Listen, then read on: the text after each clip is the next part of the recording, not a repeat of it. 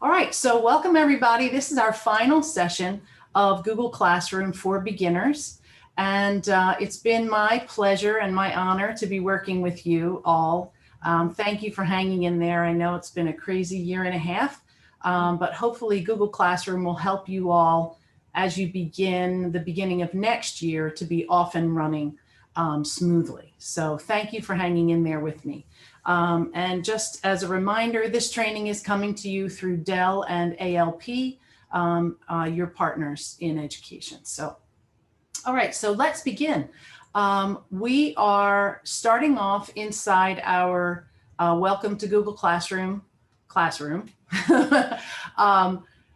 This is where you all are students. So in our stream, and I like to use the stream here just for community building. So last session, we created topics and we created assignments.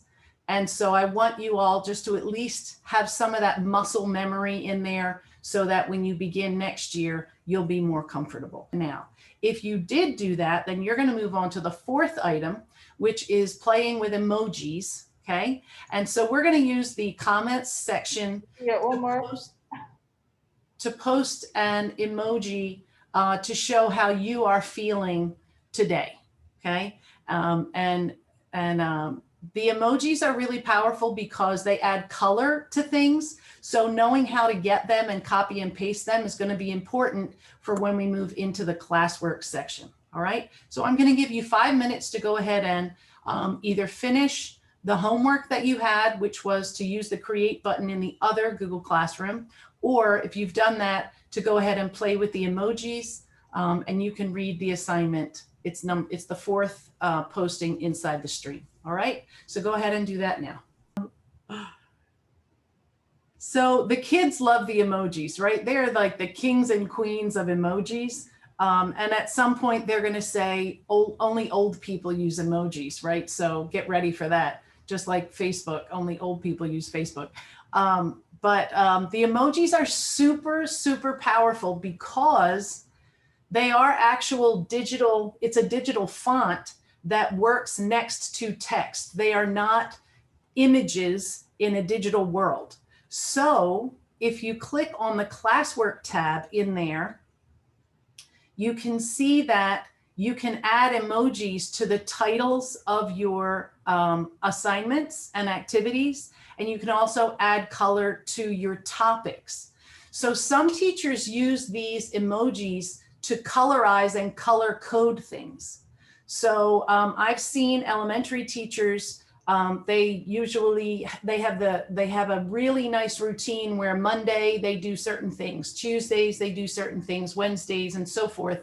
And then they just use the Roy G. Biv, right? So Monday is red, Tuesday is orange, Wednesday is yellow, and they just do their color coding that way so that the kids and the parents are very, it's almost like they're trained to know today's Tuesday, I'm looking in the orange section, okay? So you can add colors that way because with Google Classroom, it's very monochromatic almost, right? You've got a white background, you've got black text, and then whatever your theme color is whatever the highlight colors are.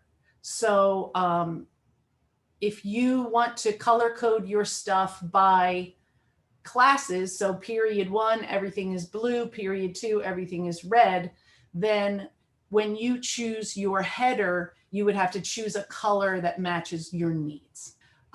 Please, in the chat box, put your confidence level with everything that we've covered so far. 5 being you are ready to fly, 3 being you're going to need some more practice, but that's natural, and 1 is that you're going to need to sit down with an instructional coach in September or August to review everything, okay? All right, so if you would now, let's switch over to the Classwork tab. And we're going to be looking at the do now. So what I want you to experience is, and right now I'm projecting the teacher view of this. So you're going to see the student view. And I'm going to be broadcasting the teacher view so that you can see what you'll be able to see as students are turning in their work to you. And the numbers will just continue to increase in the turned in column. And then I'm going to show you how to grade it and return it to the students. You're going to actually turn it in. So the turn in button is back inside Google Classroom, inside the assignment that says update and turn in your tracker. That's where you're going to look for that turn in button. And just the same way you had trouble finding it, the kids go through the same thing. So for the first 5 or 6 assignments, only 3 kids will turn it in, officially turn it in, because they forget that they have to actually hit that button. I'm going to show you what it looks like from the teacher point of view, okay? So if I click the view assignment down on the bottom of my assignment tile, it takes me straight in to where I can see everything and I can grade it. So remember, we have 2 different middle schools inside this one Google Classroom. So there will be a lot of people who either already turned it in and it was returned to them, because I did that last week, or if they weren't able to attend, it'll show that they haven't turned it in yet, okay? On the right-hand side, you can see that for some of them it says turned in late, and for some it says no attachments, okay? And some it says missing because it wasn't turned in yet. So Google Classroom is very clear about who has done what and whether or not it's late. Everything is time stamped. So if you have a due date and you've got like just the date, no time, the kids have up until 11:59 to turn it in, and it's still on time. If you have a time of like the end of the period and your period ends at 2:31 and you put 2:31 in, if a kid hands it in at 2:32, it's marked as late, okay? And then of course you get to decide what you're going to do about that. In your student view, once you turn it in, then the button changes to unsubmit, okay? So as a student, mark as done is up here in the right-hand corner. So when I click on that and I mark as done, now it's important that you understand this one caveat. So the kids have to click on it, and that click gives the teacher access to that file instantly. So at that point, you as the teacher are able to give formative feedback to your students. So you can get in there and you can see who has begun, who is nearly finished, who is completely finished. You also have the option, even if they forget to mark it as done, and that's the official turn in, right?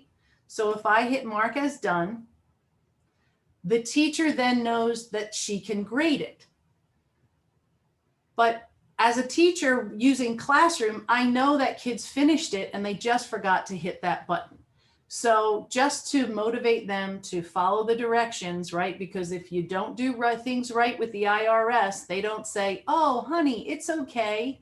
We're not going to fine you, right? And just as another caveat, as a personal experience, I have 2 kids in college right now, and they are having a hard time. They were all honors and AP. They got the highest scholarships you can get in South Carolina, and they're struggling in college now because their teachers didn't have hard deadlines, and the professors in college do. So it's important, just as a mom sharing with you, it's important for you to have hard deadlines and let the kids know it's a hard deadline, because they're struggling and they shouldn't be. Okay, so just as an aside. So because you can see the work, even if they haven't turned it in, you can still grade it and then decide, you know, what the penalty will be for not following directions. Okay.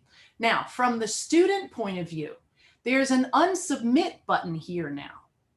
Unsubmit means that I have to, if I've written an essay and I realize that I was supposed to italicize titles and I didn't, and I like underlined them or something, and I'm going to lose more than 10 points. So I'm thinking about when I was teaching high school and it was 10 points off if it was late. I would say to my students, listen, if it's a small error and you're not going to lose 10 points for it, leave it alone because it's a strategy, right? So I would say only unsubmit and fix it and resubmit if it's a mistake that's more than 10 points or whatever your penalty is for lateness, okay? Because when a student unsubmits, the teacher can see that the student unsubmitted, and then the teacher can see when they resubmitted, and the teacher can see through the version history what changes have been made. So it's important that you let the kids know, right? For strategy, just help them out to understand the process so that they can make informed decisions, that when they unsubmit, then everything changes, okay? All right, so I'm gonna switch back to the teacher view. So right here, it says turned in. And when I click on turned in, now only the kids who turn in are here in my view.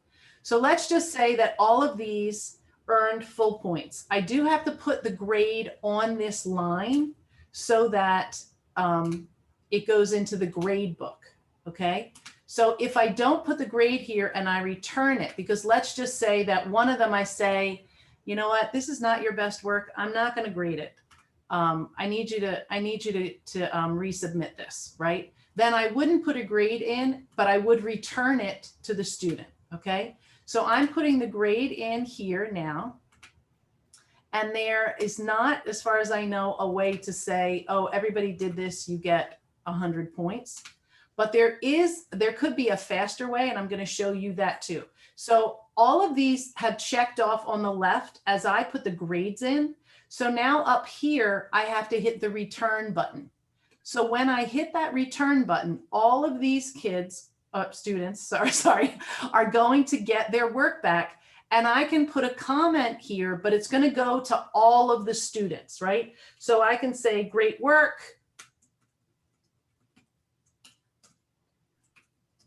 I'm so happy to have you in class, whatever. And then hit return. And each individual student is going to get that same message, but he or she doesn't know that everybody else got the same message, right? So it's private to that student, but it can be the same. It can be the same one. Now, if they decide, they can comment back to you here. So if I return one to somebody that that I really need them to redo it, and please don't be offended that I'm picking on Beverly. You just happen to be the next one on the list. But down here, I'm going to click on Beverly. And then down here, I can say, not your best work, please resubmit.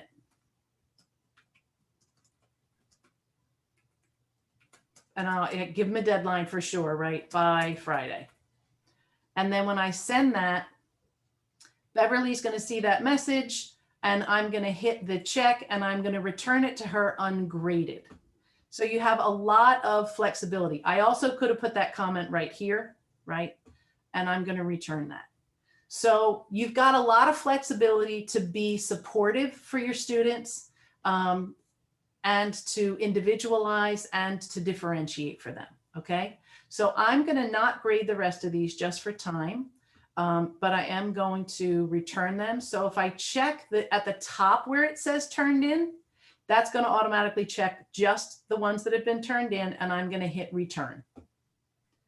So instead of the student having to unsubmit, I've returned it to them. Now, what's super important about that is that when a student submits an assignment, he or she loses editing rights to that file. So you become the temporary owner of it, and they only have view only rights. So you don't have to worry that somebody's in there doing stuff after the deadline because they can't. And if they do, they had to either unsubmit or they're submitting it late. You get 2 copies. You get every copy each time they resubmit. You will have all of those copies so you can see what was done and what was not done. Okay. And the more that you get to know Google Docs, the more you'll see there is a version history that you can go into. So you can see exactly who did what and when they did it. So that's for another day, but Google Docs is amazing for collaboration and also just for, you know, seeing progression in work. All right. So there's a question in the chat. Can you show me how to duplicate a classroom? So duplicating a classroom is different than duplicating a tab. So I will show you how to duplicate a classroom. And what you need to know is when you duplicate a classroom, you don't keep any of the students. You don't keep any of the work that was handed in. You just keep whatever was posted. Okay. So you have to go back to the hamburger and you have to click on the very top option that says classes. And then you find the one that you want to duplicate. So I'm going to do the delete me. And there are 3 dots there. You click on the 3 dots in the top right-hand corner of that tile, and then you choose copy. And it takes about 2 minutes for it to copy the whole thing if it's a big classroom. And so you're going to change the name. I'm just going to leave the name the way it is. And then it's processing. So here it says you get the topics and the classwork items, but you don't get any of the students that are rostered in it. And I think you lose everything in the stream as well. So just the classwork stays. So if your district comes up with a classroom for all 7th grade science teachers, right? And they want you to use the same one, that's how they would duplicate it. Or they would share the master with you and you would duplicate it so that you then have it, okay? Now, that being said, if the district does put all the best science activities into one classroom, they might do that so that you can pull activities from it. And the reason that you would do that is because if I go into Classwork and I hit the create button as a teacher, if you hit reuse post, you can reuse from any class that you are a teacher in. So if you duplicate it, then you automatically have all of those, assignments to pick from. Okay. So the first thing you have to do is choose the class, right? And then you're going to choose from those assignments. All right. And now you're going to go to the hamburger, or some people call it a hot dog, in the left corner, the 3 lines, and you're going to go down to the delete me that we all created together. So what we're going to do now is we're going to choose our header, because it's an automatic header that Google uses some AI. Like if you type in chemistry, it gives you a default like science tab or picture. Over in the right-hand side of the header, the bottom right-hand corner, you have select theme and upload photo. I need you all in your own delete me classroom to hit the select theme. And then these are the default ones that are general, but you can see at the top that they have specialty ones that they came up with for your subject area. So click on your subject area and then choose one that works for you.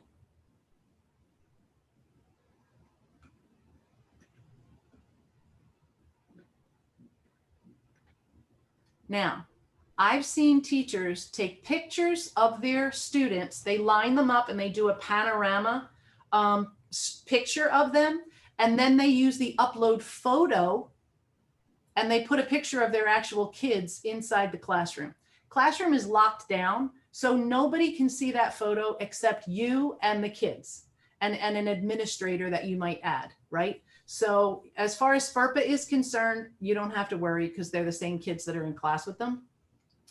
You can also, though, hit upload photo, and you can select a photo from your computer. So you can't search the internet and pull a photo, but you could search in the internet and download it and then upload it. Okay, so you could hit select a photo from your computer, but what you have to know is that it's important for you to have a photo that is landscape, first of all, and it has to be big enough. If it's not big enough, it'll let you know. See, this one says the photo you uploaded is too small. It needs to be 800 by 200 pixels. So they tell you the size that you need, and then you just have to try again. Okay, so this one here is better. And it has a cropping tool, so you can crop it to be whatever you want. And then hit select class theme, and then it applies. Google automatically will make it darker so that the white text jumps out. Or if it's a white background, it'll switch the text to dark. Okay, so it'll do that through AI. If you don't like it, you just have to pick another one. All right. We need to move to the Classwork tab because you're the teacher here. And what I need you to do is we're going to hit the create button and we're going to choose topic. And here's where, if you're on a Mac, when you right click, emojis and symbols is automatically there inside your pop-up menu. So if I want something, I like this one, I like purple. So I'm going to choose this icon with the purple dressing. And then I can put my title, and I'm just going to put people, and then I'm going to add it again. Now, if you don't have emojis and symbols inside your right click, then what you're going to need to do is add a tab, and you can just do a search for emoji. And then you can copy an emoji from somewhere else, and then you can paste it, paste it in there, okay? So if I do another topic, there's my happy emoji.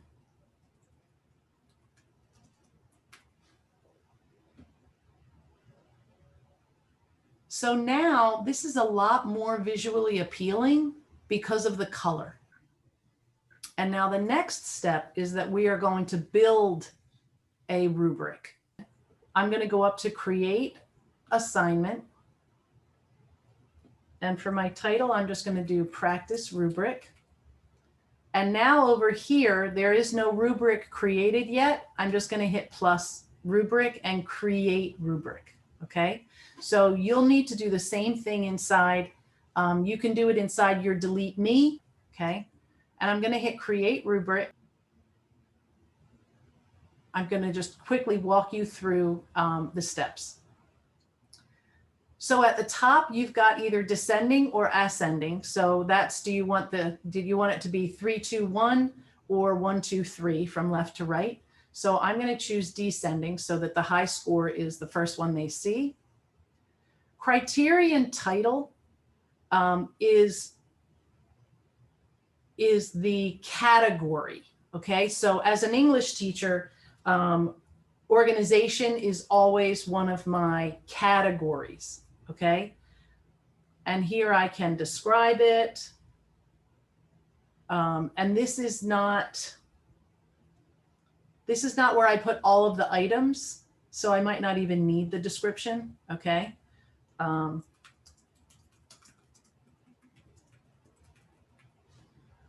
Here I can choose the points. So I'm going to go with a 6. My level title, if I'm using things like what they use in the state tests, right? This might be mastery. And then in the description here, this is where I'm going to put a hyphen, and I'm going to put my first, whatever is required for the essay. Has a strong beginning and ending, or intro and conclusion, right? And then I can hit enter, and I can put the next thing, uses transitions. And I'm just going to put blah. I'm just going to put nonsense here just so that you can see how that works. So I've got all of my items that have to be met to be considered mastery. When I hit the plus here to the right of it, it gives me my next column. Okay, so this one is going to be a 4. My level title is going to be developing. And I had a teacher who used like Star Wars things. And so she had like Sith for the number 6. And then she had Jedi, and then she had Padawan. It doesn't matter, right? As long as the kids understand what it is they have to do, okay? And then my descriptions would be here. And then I can have a third one.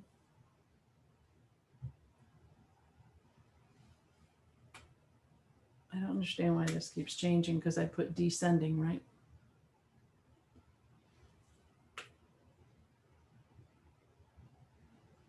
All right, I'm going to change it to ascending and see what happens. Okay, now when I'm ready to add another category, at the bottom left, I have to hit add a criterion, and then I get my next row, right? And here, this might be conventions. And if you're grading for a presentation, it could be something completely different. So what I need you to do now is I need you to go ahead and create at least 2 different criterion or categories, and then create at least 3 different columns with a grade and a title. All right, so that you know how to do it. And it's not difficult. And once you've done one, you can reuse it. So if you're always using whatever the state test rubric is, you only have to do it once, and then you can reuse it, okay? So I'm going to give you 5 minutes to complete this. Now, if that was too fast for anybody, inside our Welcome to Google Classroom under Blended Learning, there is a Creating a Rubric video that you can watch that will walk you through the steps that I just did. So you can use Google Classroom as a remediation, right? You can just give them the video and let them watch the video first and then pull a small group to help. But there is a video in there, so you've got it at your fingertips. All right, we're going to move on now, and we're going to look at some blended learning options. So if you would, go back to the green icon Classroom tab and make sure you're in the Classwork area. And we are going to the blended learning topic, which has the colorful lollipops there. And I'm going to open it up from the student point of view. So what I'd like you to do is underneath there, we're finished with Create a Rubric. The next one is Learning Pathways. Go ahead and click on that. And this is about using Google Sheets as a game board so that students can do self-paced work, because we are moving towards that, whether we want to admit it or not, because it's blended learning. And with the blended learning, students who are more advanced are going to work faster. They don't want to be behind. And then we have the kids who are behind and need to be caught up. So if you click on the attachment there, there are 2 tabs in this worksheet. At the bottom, you'll see Learning Targets. So I just added this. You can use it or not use it. And if you like this, for sure, go to File, Make a Copy. But you can put your learning targets here, and you can put your students' names across the top, and then you'll be able to track them in here to see how they're doing. Now, you would most likely do make a copy for each student with this. And so this oversheet might not apply except in your one master. Okay, so that's just something to know. But if you click on the Game Board tab, this is where the power is. And this has already been set up for you so that all you have to do really is kind of modify. So in the top left-hand corner in column B, there's a key there. So if a tile is green, that means that it's a learning target, and you're going to ask the students, do they already know how to do it? Because if they do, then you're probably going to tell them to jump forward 2 spaces, okay? So you can see right here in this first cell where it says start here, I know how to resize my screen to show the video on one side and my work on the other. If the answer is yes, move 2 spaces. So notice there's a video for them to watch if the answer is no. But if the answer is yes, then you give them a task so they have to prove that they know how to do it. So if you're doing fractions, right, it's going to be a question about fractions. And then if they know how to do it, then the task is probably going to be a worksheet, right? Or some kind of an assignment on a website that differentiates for them. It could be Khan Academy or IXL or whatever. So blue is where there is video instruction. So this is where you would be either gathering videos from YouTube or Khan Academy or wherever and linking them here. And of course, I don't know what your district has locked or unlocked, but you would make sure that you're doing whatever they have unlocked. So you can either do your own, and what we have found just from experience is that students prefer to hear their own teachers' voices.